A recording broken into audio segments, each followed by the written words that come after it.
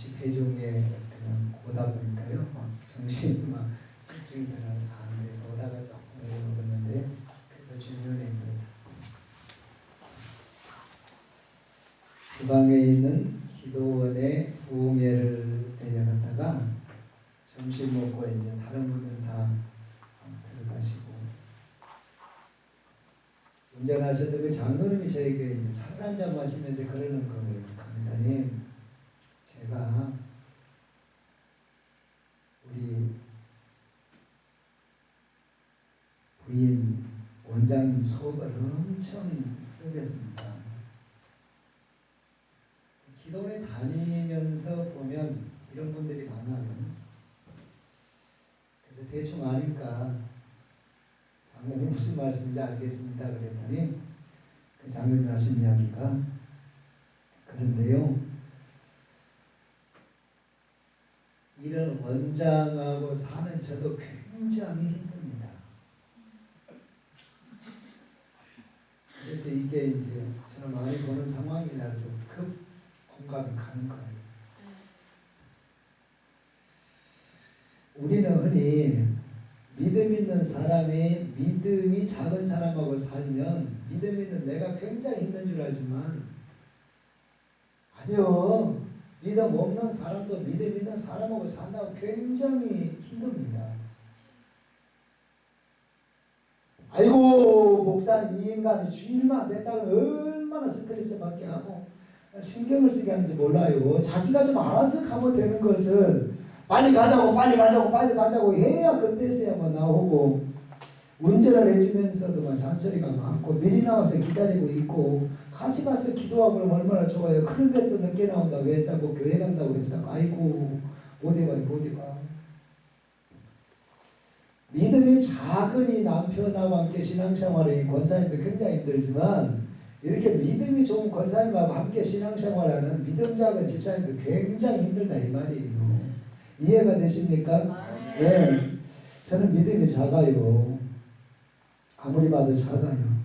그래서 원장이지만 또 안 해도 되니까 때로는 이렇게 잠도 자고 때로는 손도 잡고 때로는 사랑도 하고 많은 이야기를 하고 싶다 이거요.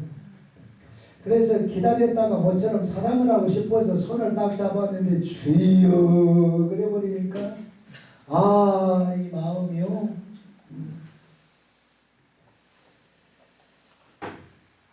그러면 아내가 여보 저도 보고 싶었어요. 그래서 같이 이렇게 시간을 보내주고 그 마음을 이해하고 그 마음을 나누고 얼마나 좋겠어요. 근데 주여 그래 버리니까 또 뭐 원장이니까 뭐 목소리가 또 작게나 합니까? 특유의 또 원장님들도 카리스마 있잖아요. 귀신들도 듣고 그냥 쫓겨갈 그 목소리 말이죠. 그런데요. 요즘 우리 한국교회는 정말 이 탁월한 이 지식을 가진 그런 목사님들은 굉장히 많이 나오는데 그런 영권 있는 목사님들은 돌아다니면서 보면 그렇게 쉽지가 않은 것 같아요. 많이 나오지 않은 것 같아요. 그게 참 안타까움입니다. 어떤 분들은 그걸 뭐 지적하고 그 부분에 대해서 뭐 이런저런 이야기를 하는 사람들도 있습니다만은 한마디를 해도 한국말, 우리말을 해야지. 그 왜 깨부려 오는 소리를 내느냐 그렇게 비판을 하고 그럽니다마는 그런데요. 말이 나와서 이야기하는데 우리 한국교회가 정말 성령 충만해서 전국에 있는 교회가 부흥되고 전국에 있는 기도원들이 가득 찰 그때에 누가 그 중심에 있었느냐? 밤은 기도한 성도들이 그 중심에 있었습니다. 아멘. 이해가 되십니까? 아멘. 나 기도원 다녀왔습니다. 그러면 사람들이 무엇에 대한 기대가 있었느냐? 방어받았냐? 기도원에 갔다 온 사람들의 이야기가 뭐냐? 주일날 교회에서 만나서 나눈 이야기가 뭐냐? 나 방은 받았다. 나 방은 받았다. 너 방은 받았다. 우리 방은 받았다. 할렐루야. 앉으면 방은 받았다는 이야기가 서로 이게 덕담으로 축복으로 오고 갔다 그 말이죠. 1년에 한 번씩 반드시 교회들이 부흥회를 하잖아요. 부흥하면 가장 사모하는 기도 제목이 뭐냐면 하나님 이번 주에 저 방언 좀 받게 해주세요. 아멘도 안 하시는데요. 옛날에 다 그렇게 했다니까. 아버지 하나님 이번 주에 저희에게 방언을 주옵소서. 주시옵소서. 얼마나 사모했는지 몰라요. 그래서 방언을 딱 받으면 너무 좋아서 행복해가지고요 집에도 안 들어갔어. 그냥 성전에서 나를 재웠어요.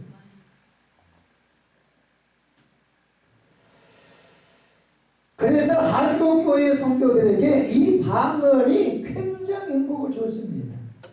헌신의 세포를 깨우고 정말 성령 충만한 이 성도들이 교회에서도 기도원에서도 열심을 다해서 섬기고 사역을 하다 보니까 그때는 교회도 이 기도원들도 다 부흥의 역사를 이루겠다 이 말이죠. 이해가 되십니까?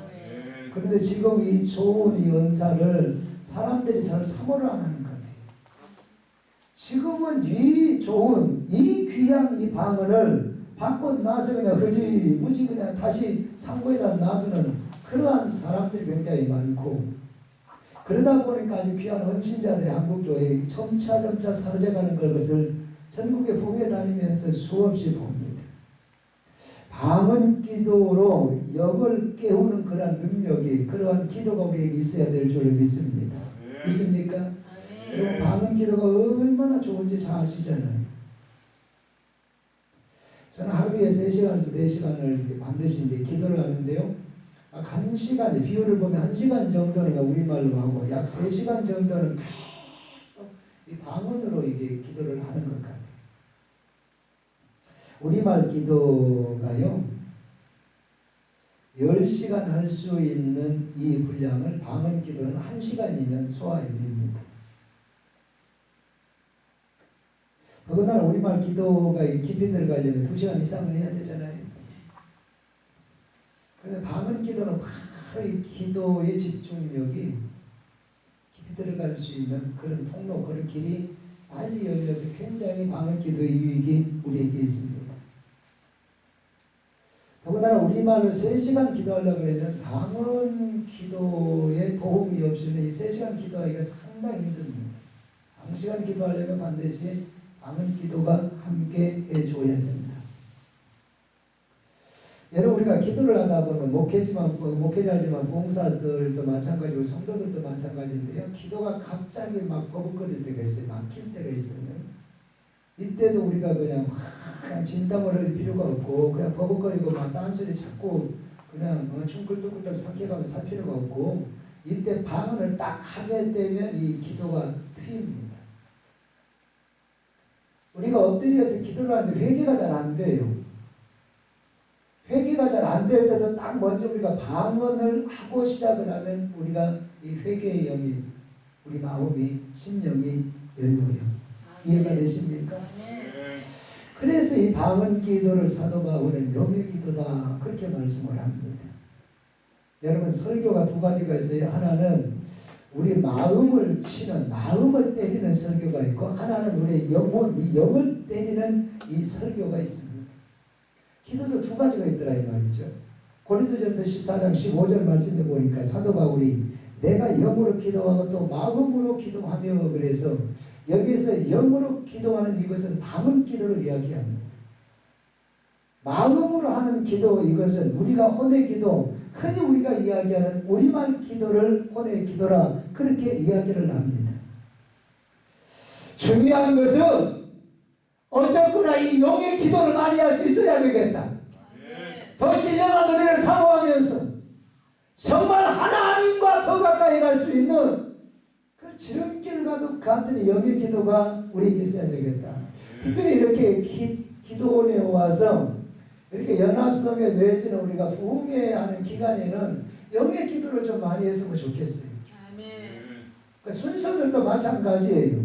이 교회 집회, 기도원 집회들이 들리는데요. 좀 든든하기를 빼버리고 이렇게 기도원에 와서 할 때는 정말 뜨겁게 찬양하고 뜨겁게 기도하고 그냥 하나님의 영을 사모해서 깊게 들어가는 그런 기회들을 많이 가졌으면 좋겠어요.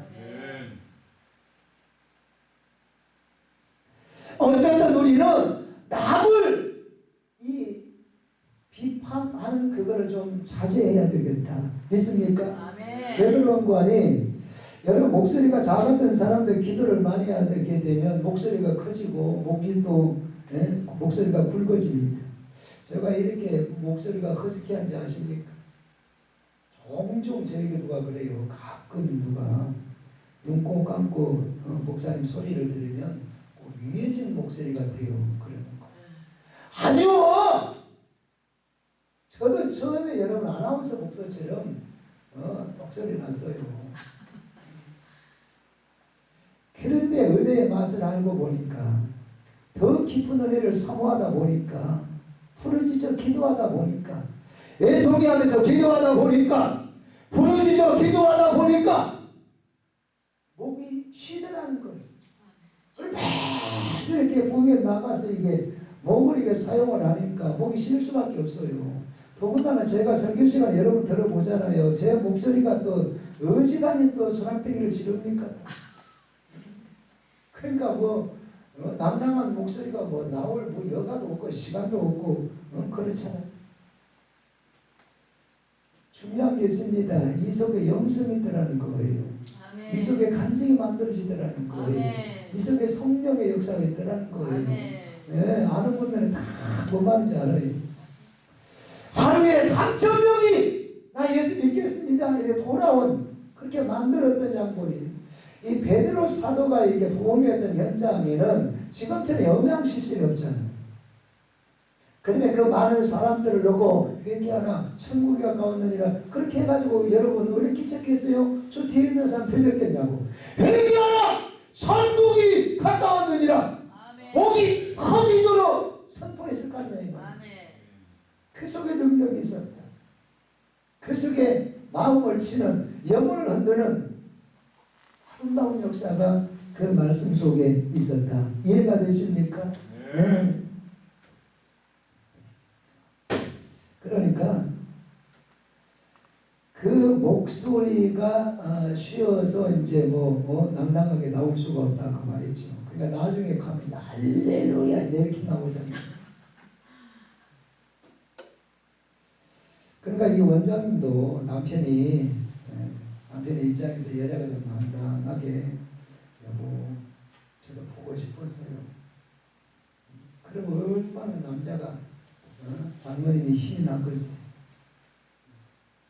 안 그래도 죄만 짓고 살아서 떨리는데 손만 잡으면 주여 그래 버리니까 이 장모님 입장에서는 주님께서 그냥 지금 니들 무슨 짓 하냐 무슨 짓 하려고 그러냐고 그런 것 같아가지고 불꽃 같은 눈으로 보시는 것 같아가지고 그냥 사랑하고 싶은 마음이 그냥 마음이 딱 닫혀버린다 그 말이에요. 그래서 제가 전국에 다니면서 이 원장님들 남편들에게 들은 상당히 많이 듣는 애로사항. 그 TV 에로 채널 채널 A라고 하는 그 프로예요. 에로 부부라고 하는 그 프로그램이더라고요. 거기 얼마 전에요. 3월달에 현직 무당 부부가 그 출연을 했더라고요. 처음에는 무당인지 모르고 교제를 했어요. 나중에 사랑이 깊어지고 난 후에 이제 무당인 걸 알았어요. 그래가 그 집을 한번 가자고 그랬는데 집으로 이게 소개를 안 하는 거예요. 그래 딱 가서 보니까 이거 문 열자마자 딱 이게 차려진 게 있어가지고 그냥 실급했다 그러잖아요. 그래도 내가 당신을 사랑하니까 그거 다 안고 가겠다. 그래서 이제 결혼을 딱 했는데요. 이게 막상 결혼하고 나서 살아보니까 너무 힘드는 거예요. 이 무당이요, 이 아내가요, 이 30대인데요, 자기는 신령한 신하고 결혼을 했다 그래가지고, 이게 부부 잠자리 하는 것도 다 허락받아가지고 해야 되니까요, 허락받지 않고서 이 부부관계를 하게 되면 남편이 그냥 아파버린다는 얘기예요. 그래서 반드시 이게 신령 있게 허락을 받아가지고 날 잡아서 이제 그렇게 해야 되고, 안 그래가지고 조금 그냥 감정이 오고 해가지고 하게 되면 바로 동자신인가 그게 출동해가지고 옆에서 둘이 부부관계를 하고 있는데요. 하나 둘 하고 있다네. 이거를 부인이 지금 동자신이 와가지고 하나 둘 지금 하고 있다 그러니까 아니 그게 지금 그 사랑이 제대로 이루어지겠냐 이 말이죠. 날 가서 이제 그 구다른 데 가서 보니까요, 자기하고 함께 살던 사람이 아니 작두를 타는데 그걸 딱 보는 순간에 아 이게 그냥 소름 끼칠 정도로 이게 마음이 탁 다치더라는 거죠. 그래서 내가 이 두 사람 다 30대 때다마는 아 이 사람하고 내가 평생을 해로할 수 있을까? 그것 때문에 고민해가지고 TV에 출연을 했더라니까요. 귀신들은 그렇게 부부가 행복하게 사는 꼴을 못 봐요. 악한 영은 사탄은 부부가 그렇게 함께 화평하게 사랑을 나누면서 사는 꼴을 못 본다 그 말이에요. 그러나 창세기 2장 18절에 우리 하나님은 혼자 있는 걸 보기 안 좋아서 누구를 만들어줘요? 해피를 만들어줘요.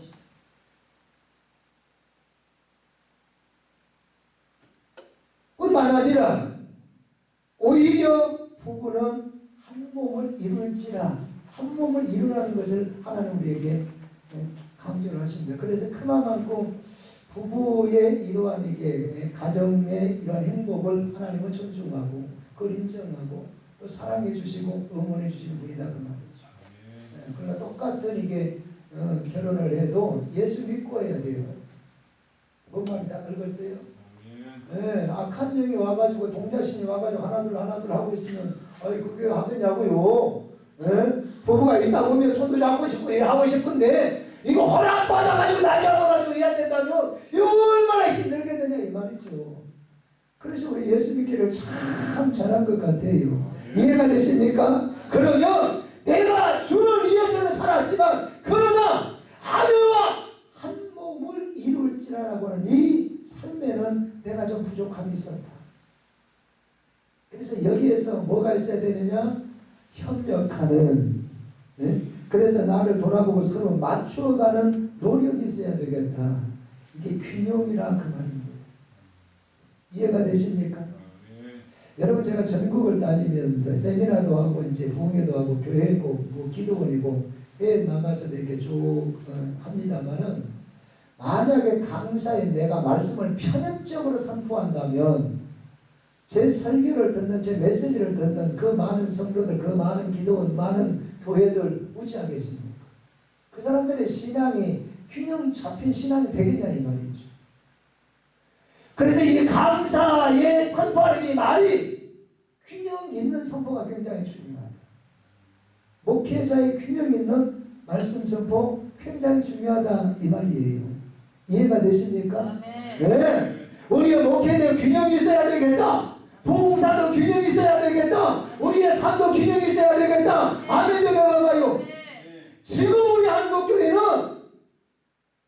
자기 본인이 알든 모르든 간에 이 두 가지 큰 이게 실수 하나님께 죄를 범하고 있는데요.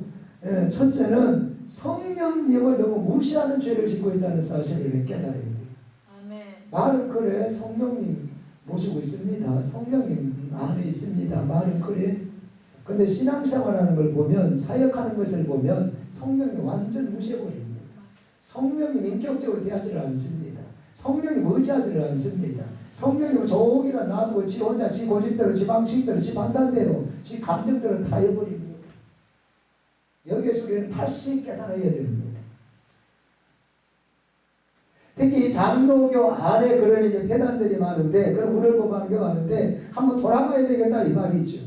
내 신앙이 내 목회가 내 사역이 정말 성령님과 인격적으로 성령님을 의지하면서 성령님의 인도를 받으면서 성령님과 함께 사역하고 삶을 살고 있는지를 점검해 보면서 성령님과 함께하는 삶으로 빨리 복구해야 되겠다 그 말이에요. 이해가 되십니까? 아멘. 또 하나는 성령님에 대한 관심은 사람들이 굉장히 많은 것 같은데 이거 쪼리고 딱 쪼려보면 성령님이 갖고 계시는 그분의 은사, 그러니까 예를 들어서 방언 연사, 예언 연사, 병 고치는 은사, 뭐 통변 연사, 이 성도들이 사람들이 여기에 관심이 너무 많아. 그러다 보니까 성령님을 인격적으로 이게 같이 교제하고 삶을 살고 신앙생활을 하지를 않더라 그 말이죠. 그러니까 성령님을 의지하고 성령님과 이 순종하는 삶을 살아야 되는데 성령님을 무슨 알라딘의 뭐 요술 램프처럼 그렇게 생각하는 사람이 많아요. 실제로 저는 그런 경우를 종종 봅니다.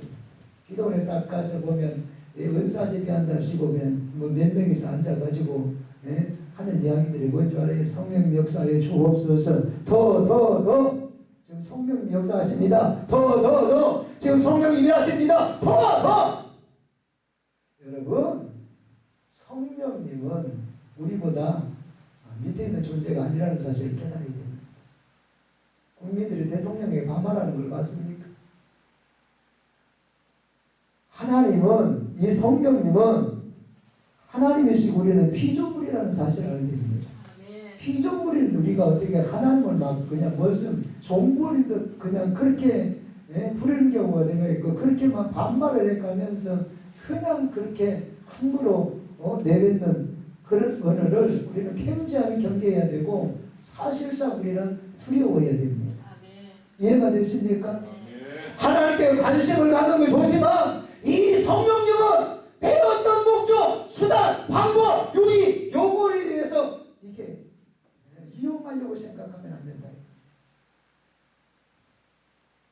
그런데 지금 한국 교회 일부 기도원, 한국 교회 안에 일부 이게 사역자들 속에 이런 병든 이게 형태들이 굉장히 많아.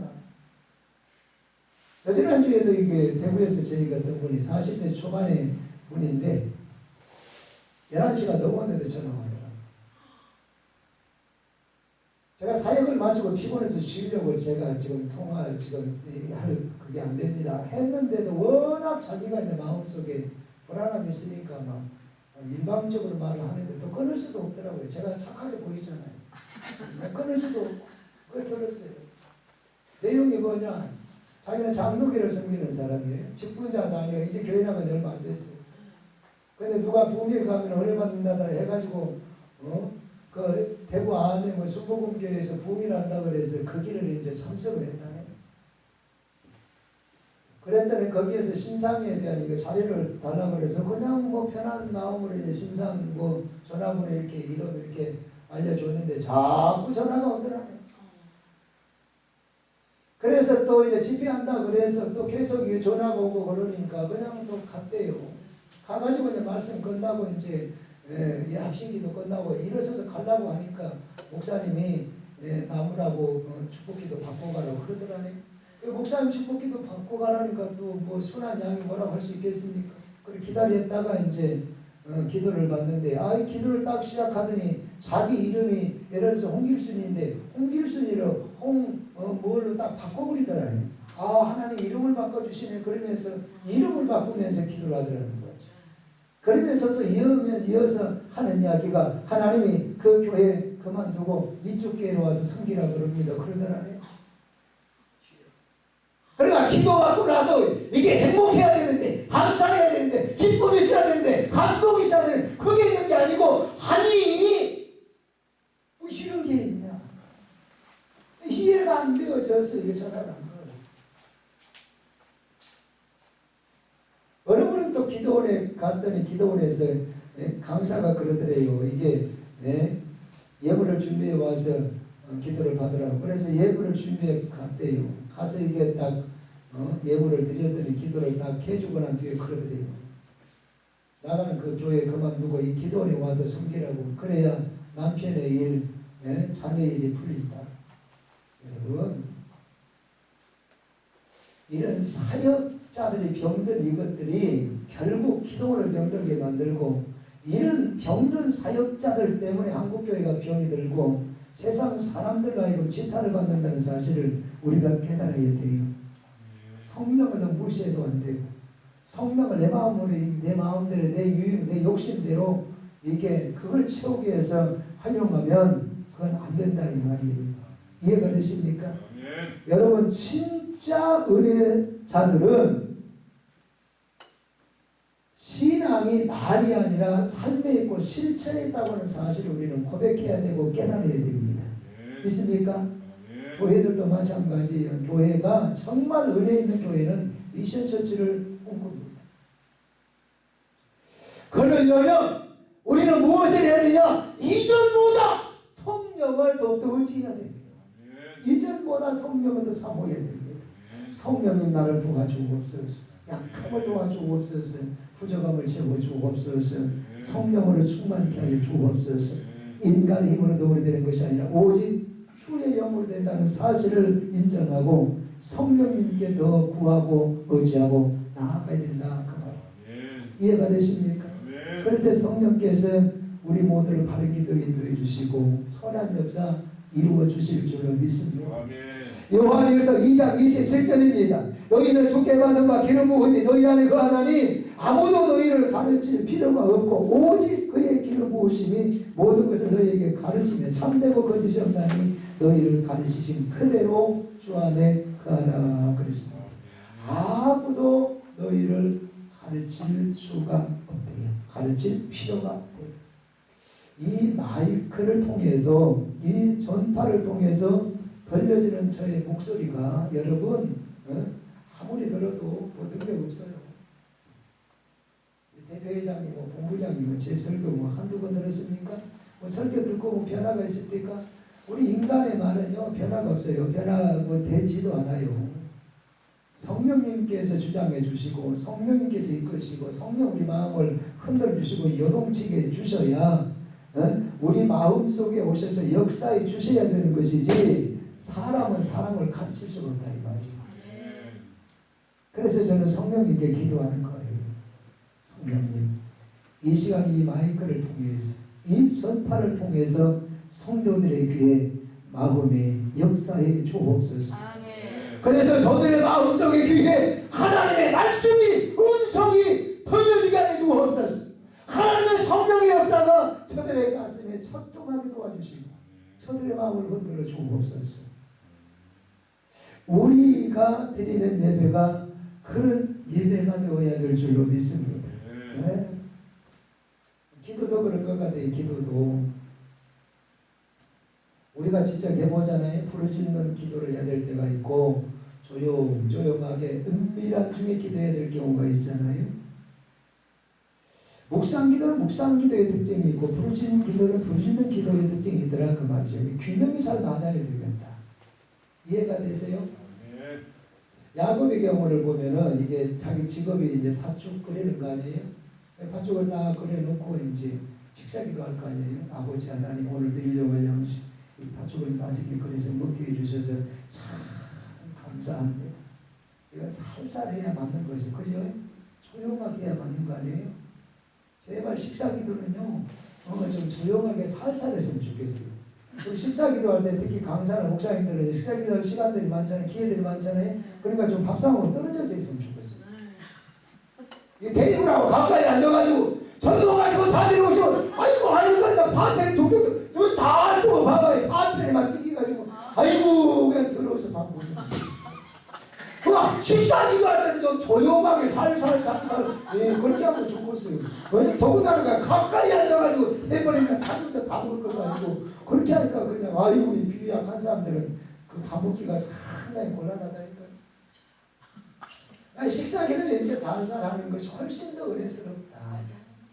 그래도 우리가 삶을 살면서 만약 우리 시간에 이 문제가 생겼다 내 몸이 아프다 어떤 사건 사고가 있다 이때는 살살 하면 안 된다 이 말이에요. 아버지 역사하여 주시옵소서. 아버지 도와주시옵소서. 아멘 좀 해봐봐요. 아멘. 예. 이렇게 해야 우리의 기도가 그 문제를 다스리는 거지. 이 문제 앞에서 우리의 기도가 식사기도처럼 하면 오히려 문제 앞에 우리의 기도가 눌려버립니다. 그러면 기도가 역사를 못 이루는 거예요. 능력이 나타나지 않는다 그 말이에요. 믿습니까? 네. 그래서 사도 바울은 이렇게 말씀합니다. 모든 것이 가하나 모든 것이 유익한 것이 아니고 모든 것이 가하나 모든 것이 덕을 세우는 것은 아니니 나는 너희가 푹 세우기를 원한다. 아멘. 부르짖는 기도를 잘하는 사람들은 이게 조용조용하게 기도하는 사람들 보고 아이고 그것도 기도냐 그것도 하라고 말라말지 그냥 일본을 하더라도 그냥 부르짖어 해야지. 그래야 속이 시원하지. 그렇게 이야기하는 것보다는 저분은 또 저런 은사 또 저렇게 또 기도를 하신다. 그렇게 학교에서 덕을 세우고 또 조용조용 가는 사람은 막 부러지고 막 바바바바바바 아이고 무슨 기도를 저렇게 별스럽게 한다. 그렇게 지적하고 이렇게 이야기할 게 아니고 그냥 보기만 해도 은혜 같은 이해가 되십니까? 아멘. 네, 그래서 서로 이게 덕을 세움이 중요하다. 중요한 거는 나 자신이 부르짖는 기도를 할 수도 있고 이게 살살하는 기도, 은밀한 기도도 할 수 있었으면 좋겠다. 아주 중요한 거는 이렇게 우리가 기도 하나를 놓고 보더라도 이게 균형을 맞추는 그러한 지혜가 필요합니다. 이해가 되십니까? 아멘. 그러니까 이게 훈련이 안 된 사람들은 이거 어떤 사람들은 부르짖는 기도를 좋아하는 사람들은 계속 그 방향으로 그냥 가버립니다. 조용조용하다는 사람은 그냥 뭐 몇십 년 동안 계속 조용조용하게 갑니다. 그렇게 해서 균형을 깨버리면 안 되고 부르짖는 기도도 할 줄 알고 은밀한 기도도 할 줄 알고 그래서 균형을 잘 맞춰가는 지혜가 우리에게 있어야 되겠다. 이해가 되십니까? 아멘.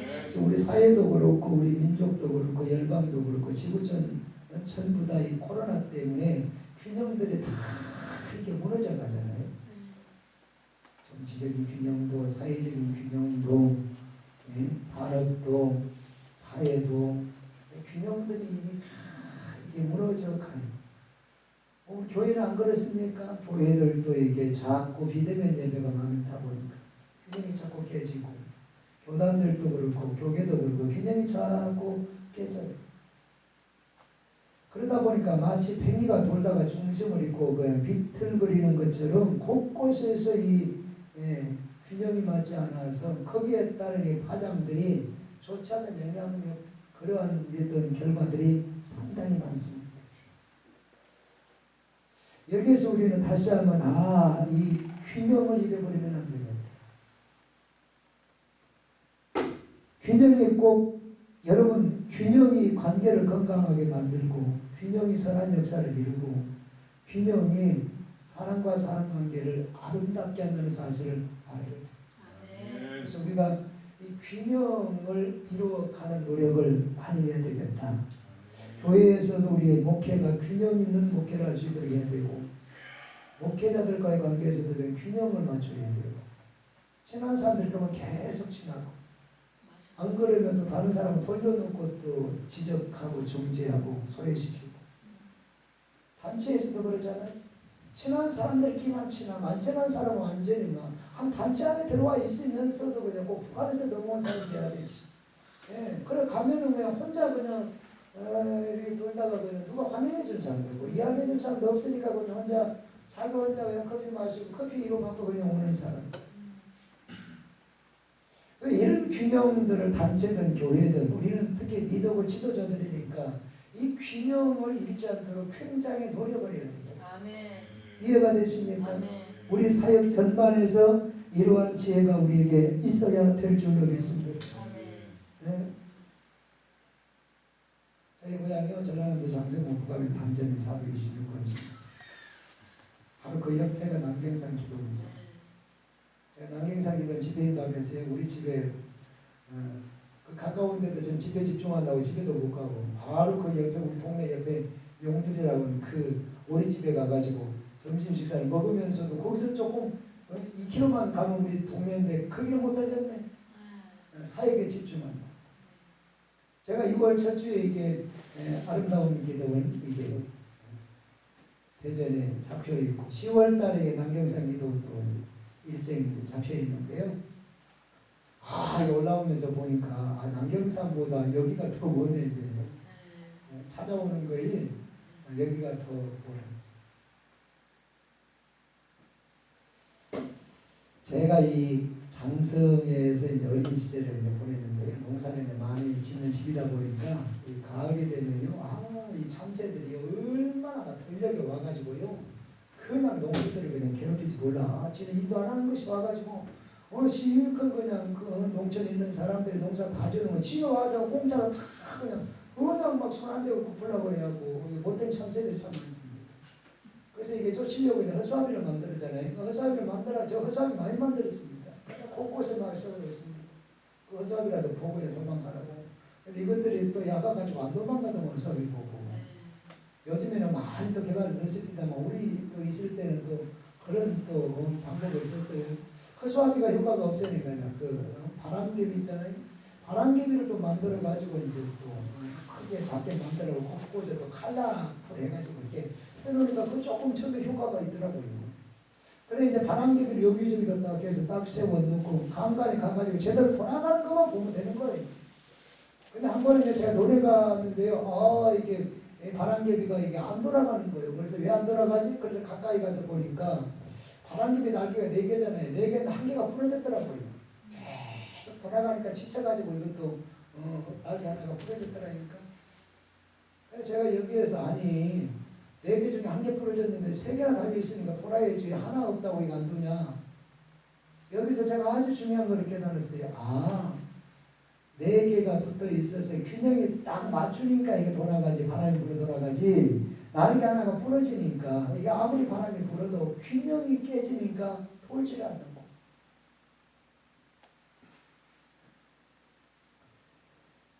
여기에서 우리는 깨달아야 될 것이 있어요. 우리의 삶의 주변의 사역의 현장에 이민족 한국 교회 안에 이런 균형들이 너무 많이 지금 깨져 있는데 이 균형을 빨리 이루도록 노력을 해보려고. 그래야 정상적인 이게 흐름으로 정상적인 하나님의 은혜를 나눌 수 있는 그러한 삶을 우리가 보고될 수 있고 또 거기에서 아름다운 역사를 기대할 수 있고 이룰 수 있다. 믿습니까? 우리 신앙이 그래요. 내 신앙이 가정과 교회 사이에서 균형을 이루고 있는지. 우리는 전부 다 사역자들이니까 우리의 사역이 믿음이 말씀과 은사 사이에서 이 균형을 이루고 있는지. 저는 부흥사다 보니까 이 부분을 상당히 많이 신경을 씁니다. 합동적 목사다 보니까 이게 말씀과 이게 은사의 균형을 맞추려고 굉장히 제 감당에는 노력을 많이 합니다. 그래서 저를 아는 사람은 김 목사는 한쪽으로 쏠리지는 않는다. 목회도 마찬가지고 부흥사역도 마찬가지. 그러니까 이런 균형이 맞아야 건강한 사역이 이루어지다 이 말이죠. 부흥사가 그래서 계속 그냥 이렇게만 있으면 이 말씀에 올바른 선포가 없으면 그 신앙은 뿌리가 없으니까. 진리의 띠를 동이라고 그랬잖아요. 신앙의 중심, 사역의 중심은 말씀인데 말씀을 떠나버리니까 그 은사가 그 아름다운 은사들이 선한 열매를 아름다운 간증을 만들어내지 못하더라는 거죠. 그렇다 해서 또 영성을 놔두니까 은사를 놔두니까 말씀하다 보니까 이게 기도하는 시간이 없어가지고 영성이 없어가지고 그래서 또 영적인 아름다운 역사가 일어나질 않고 그래서 다 이게 모든 부흥사들이 아마 고민이고 숙제인데 말씀과 은사 균형을 맞춰야 돼요. 이해가 되십니까? 아멘. 균형 있는 사역을 해야. 그래서 이 균형이 어디에서 무너졌는지를 점검할 필요가 있습니다. 오늘 말씀에 보면 우리 주님은 지혜와 키가 자라며 지혜와 키가 동시에 자라간다. 균형이 맞았다 그 말이에요. 또 하나님과 사람에게 뭐했다? 사랑스러워갔다. 하나님 아버지께 사랑받고 사람들에게 사랑받고 균형이 맞더라 이 말이죠. 삶이 키만 자라는 게 아니고 지혜도 동시에 자라가. 균형이 딱 맞아요. 우리 영적 모습도 이렇게 성장의 균형이 맞아야 되겠다. 세상적인 지식과 지혜는 있는데 성경에 대한 지식, 지혜가 없어서 정말 말 그대로 신앙의 한쪽을 맞추시면 안 되고 성경에 대한 지식은 해박하고 탁월한데 또 영적인 그런 균형이 없어요. 지혜가 신령함이 없어서 이 균형이 또 들어지면 그것도 안 되겠고 그래서 우리는 항상 이 균형에 대한 이 감각을 놓치지 않으려고 애를 써야 되고 기도해야 되고 노력해야 되겠다. 이해가 되십니까? 우리 주님은 하나님께 사랑받고 우리 주님은 사람에게 사랑받더라. 영육 간의 균형이 딱 맞았다 이 말이죠. 인격과 이게 상황에서 모든 것이 균형이 딱 흐트러지지 않고 맞았다 그 말이죠. 여러분 한국의 비극이 바로 뭔지 아십니까? 정부도 정치도 언론도 사회도 계속 이 교회가 교회답지 못한 것에 대한 지적을 합니다. 그렇잖아요. 우리는 나름대로 한다고 하는데 땀 흘리고 수고하고 더 많이 봉사도 하고 더 많이 섬기고 하는데 그럼에도 불구하고 정부도 언론도 사회도 세상 사람들도 참 이게 교회만 갖고 막 오직 하면 여러분 교회가 미안합니다. 그리고 현수막을 걸었어요. 내가 어디 부미에 갔더니 그 교회 앞에다가 교회가 미안합니다. 현수막 딱 걸었더라고요. 그래서 내가 첫날 저녁에 딱 도착하고 내리세요. 어느 특정 그 한 분이 잘못했으면 그분이 사과를 해야지. 왜 교회가 잘못했다고 주민들에게 사과를 안 해요? 이 의도를 여러분들이 잘 아시기를 바랍니다. 그런 말을 듣게 한 그 사람이 사과를 해야 되고 그 사람이 하나님께 회개를 해야 되고 잘못된 있으면 그분이 고쳐야지. 왜 교회가 현수막까지 걸어가면서 교회가 잘못했습니다. 그 사과할 이유가 뭡니까? 그 당시에는 제가 한국 장로교 연합회 대표회장을 하는 시기였기 때문에 많은 사람들이 저의 입을 조금 주목한 그러한 또 시기여서 제가 또 그 말을 할 수밖에 없었는데요. 자, 중요한 거는 그건 그렇다 손치더라도 우리가 넓은 상황에서 봤을 때 정말 이런 문제가 한 목회자만의 문제겠냐, 한 교회만의 문제겠냐, 한 교단만의 문제겠냐, 우리 모두의 문제다. 이해가 되십니까? 그래서 아까 우리 목사님 기도하신 것처럼 대한민국의 모든 교회와 사역자와 목사님과 원장님들이 함께 이 문제를 끌어안고 아버지 내가 잘못했습니다. 나의 실수입니다. 내가 균형을 이루지 못한 그런 연고입니다. 그래서 하나님께 뜨겁게 우리가 기도해야 되겠다. 나부터 믿는 자의 본이 되는 균형을 복구하기 위해서 우리 하나님의 성령이 나의 부족함, 나의 연약함을 채워주옵소서. 그래서 내 심령 속에 복음의 능력이 작동되도록 만들어야 된다 그 말이에요. 그래야 어떤 바람에도 잘 돌아가는 바람개비처럼 어떤 세상의 풍파와 어떤 세상의 이런저런 일들 어떤 상황에서도 이 진과를 보석처럼 드러내는 우리 한국교회가 될 줄로 믿습니다. 몇 주 전에요. 상당히 큰 기도회 부흥회를 다녀왔는데요. 특정 기도회라고 이야기할 수는 없겠고 다녀왔는데요.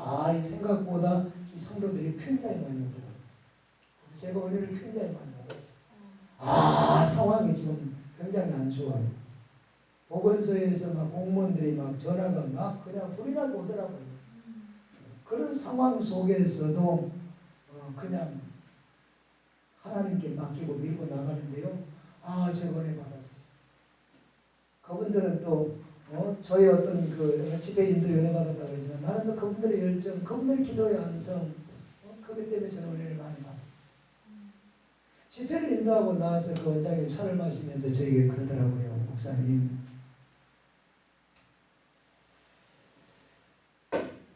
자기 아는 분 가운데 권사님 한 분이 60대 초반인데 이 미인대 출신이어가지고 같은 여자인 자기가 봐도 이게 질투가 날 정도로 그렇게 이쁘다.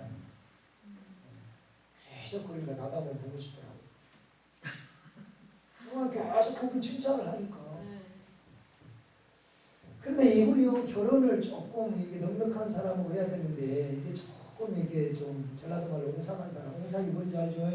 조금 어려운 분하고 결혼을 하다 보니까 물질이 받쳐주지 않으니까 이 미모가 빛이 안 나는 거예요. 너무 이제 힘들게 이제 생활을 하는 거예요. 그럼에도 불구하고 기도를 올라가지고 아버지 은혜를 주옵소서. 아버지 역사 역사해 주옵소서. 네. 그렇게 기도하면서 은혜 받아서 또 내려가서 버티고 또 기도하고 은혜 받아 내려가서 버티고 그렇게 이제 시간을 보내던 분인데 어느 날부터인가 그분이 눈에 안 보이더래요. 그래서 이게 뭐지? 이 권사님 집에 무슨 일이 있냐? 나름의 이런저런 생각을 하고 있었는데 한 번은 자기가 시내 갔는데요. 시내 가다가 그 권사님하고 딱 마주쳤잖아요. 딱 마주쳤을 때 이 원장님 그랬대요. 권사님 지금 뭐 하죠? 그러니까 이야기를 해주더라고요. 자기 남편하고 자기하고 일을 시작을 했는데 들어보니까 돈 맛을 한 거예요. 그래야 부부가 막 돈 되는 일이라 생각이 되면 막 그냥 가리지 않고 이것도 하고 저것도 하고 이것도 하고 저것도 하고 월요일부터 토요일까지만 해야 되는데 주일도 빼먹고 막 주일도 성취를 안 하고 더군다나 남편은 신학교까지 졸업을 했다는 분인데 두 분 다 주일 성수도 안 하고 이 돈 버는 것에 집중해가지고 막 돈 하면서 그렇게 돈 버는 일에만 신경을 쓰더라는 거죠. 그래서 여기에서 원장이 그랬다네. 권사님 그래도 주일 성수를 하세요. 그래도 주님의 날 예배를 드리세요. 그때는 그러겠다고 안 하고 그냥 아무 소리 안 하고 그냥 안 하고 그냥 지나가네.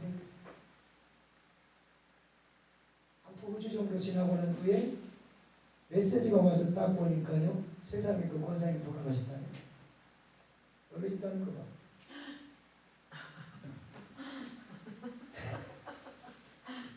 그래서 이게 처음에는 이게 메시지가 잘못 왔나? 내가 잘못 봤나? 해가지고 하게를 보니까 맞더라는 거죠. 그래가지고 너무 당혹스럽고 너무 놀래가지고 아이고 이제 60대 초반밖에 안 됐는데 그래서 알아보니까요 여기저기 돈 번다고 막 돌아다니면서 많은 사람을 접촉해 하면서 이게 코로나 걸려고 코로나 확진자가 됐더니 그래가지고 이제 격리에 딱 들어갔는데 이게 코로나가 이게 폐로 전이가 돼가지고 손도 못 쓰고 그냥 그 길로 가셨다. 너무 안타깝고 너무 그냥 혼나고 뭐 안타깝고 뭐 그래가지고 장례식이라도 가야 되겠다 해서 가려고 전화했더니 인원제한 때문에 또 장례식을 또 못하게 하더라. 그러면서 그 원장님 촬영하시면서 저한테 했던 이야기가 바로 그 이야기예요.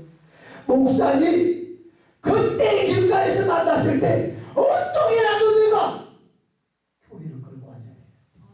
어떻게라도 내가 주일 성수하도록 만들었어야 되는데 그걸 못한 그게 내가 참 마음이 이렇게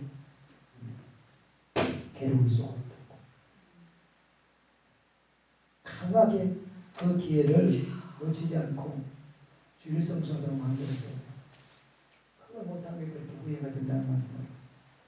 제가 왜 이 말씀을 드리는지 여러분들이 공감을 하실 겁니다. 이해가 되실 겁니다.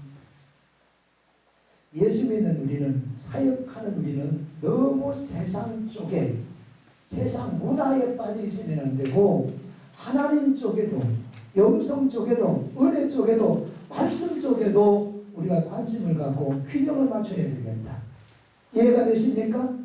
너무 세상 문화에만 빠지지 말고 성령의 은혜, 성령의 깊은 그런 신명감 크게 우리가 사모하는 마음을 갖고 집중하는, 땀 흘리는, 수고하는, 기도하는 우리의 믿음과 우리의 사명, 우리 고백이 있어야 되겠다. 그러한 시간들을 많이 갖고 사시기를 주의 이름으로 축복합니다. 예, 찬양하시겠습니다.